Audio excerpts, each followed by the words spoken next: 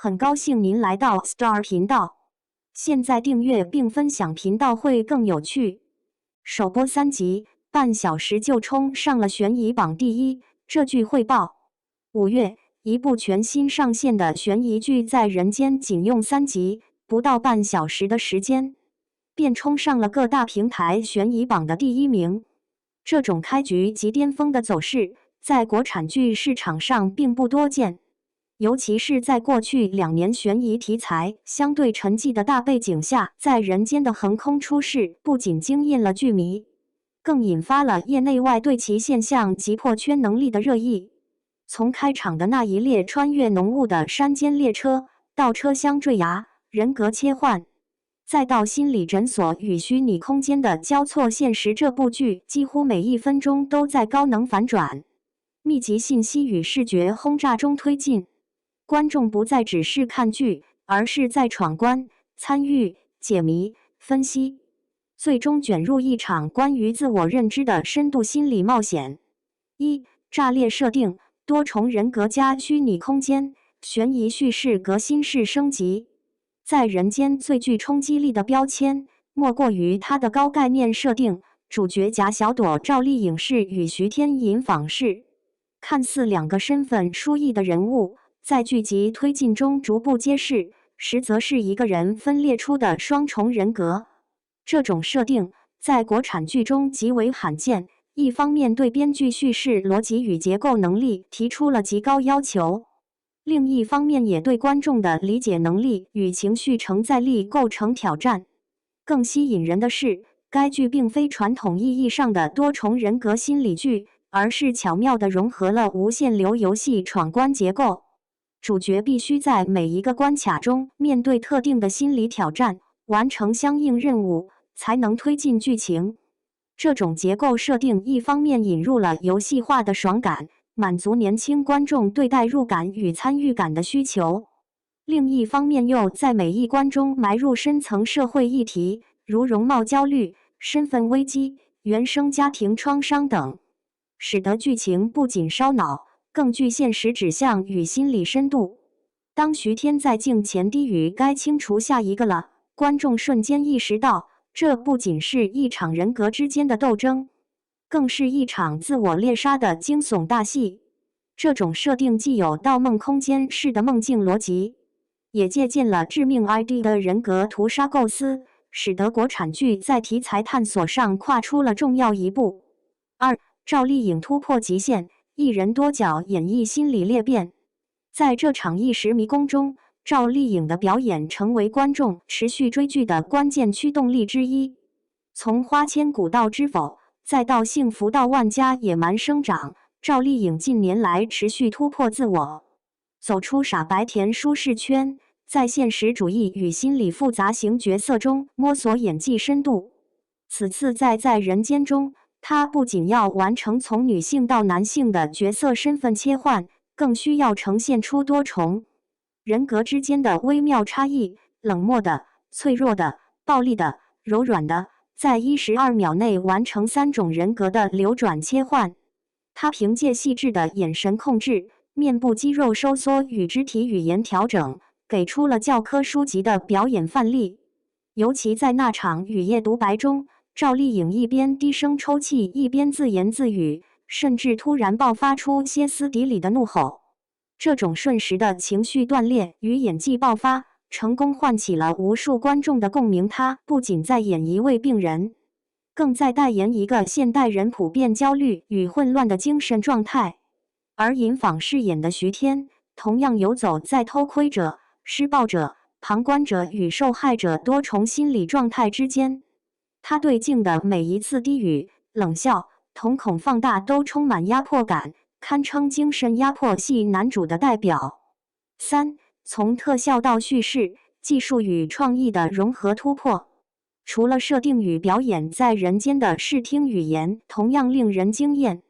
其高密度的剪辑节奏、电影级的调色质感，以及大量基于现实物理模型的高质量特效，全面刷新了观众对国产剧制作水准的认知。例如首集的火车坠崖戏，镜头从高空迅速俯冲至断裂轨道，再切入车体内部的乘客表情、金属扭曲、车厢倾斜等细节，画面极具冲击力。据业内技术人员透露，该段特效采用的是基于航天器失速坠落的模拟数据进行建模，实现了极高的物理还原度。而虚拟空间中那些代码雪花、瞳孔映像等意象，则不仅是视觉语言，更内嵌了情绪变量、人格切换的心理隐喻。一位程序员观众甚至在社交平台上解读称，那些闪烁的字符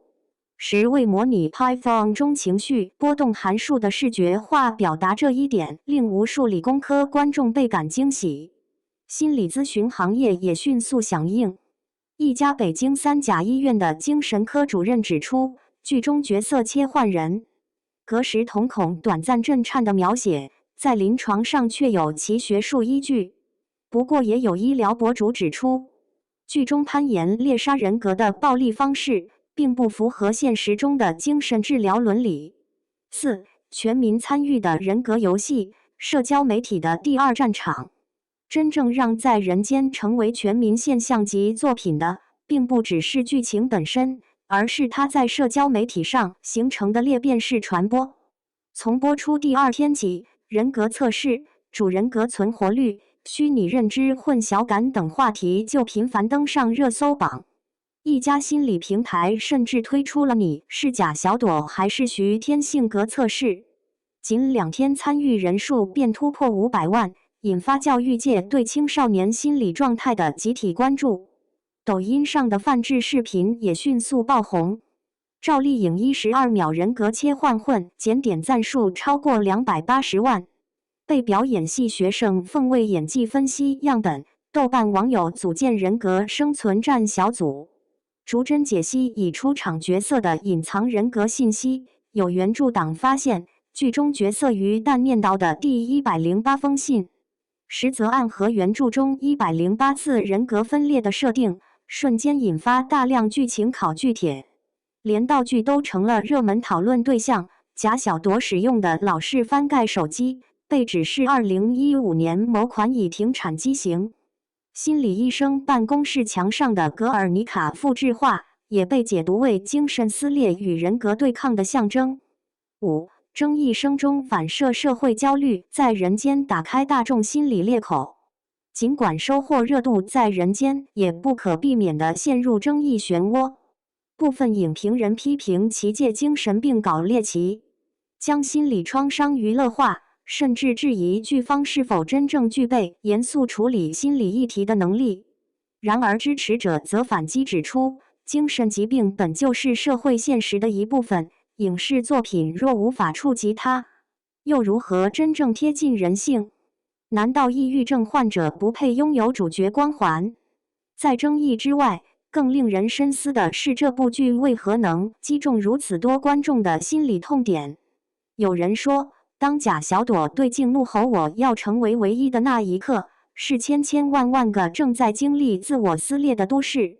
人在屏幕前的自我投射。也有人说，徐天在虚拟空间暴打老板人格的桥段，让所有打工人找到了久违的情绪释放。这或许正是在人间真正的突破之处，它不只是讲了一个悬疑故事，更通过悬疑外壳拨开了现代人不敢直视的心理疮疤。在人间并不是一部完美无缺的作品，它节奏快，信息密，情感线略显飘忽，人物关系复杂到需要反复梳理，但它毫无疑问是一部极具突破性的国产剧。在当下影视市场趋于保守、类型趋同的现实下，在人间敢于以高概念挑战观众的认知边界，以人物精神状态代言现实焦虑，以剧集形式承载心理疗愈、文化象征与社会议题。这种多维叙事的探索本身就值得被鼓励。而对观众来说，这不仅是一场悬疑旅程，更是一场关于自我认知、身份重构、现实逃脱与精神整合的冒险之旅。当虚拟空间的倒计时再次响起，你准备好面对那个最真实、最隐秘的自己了吗？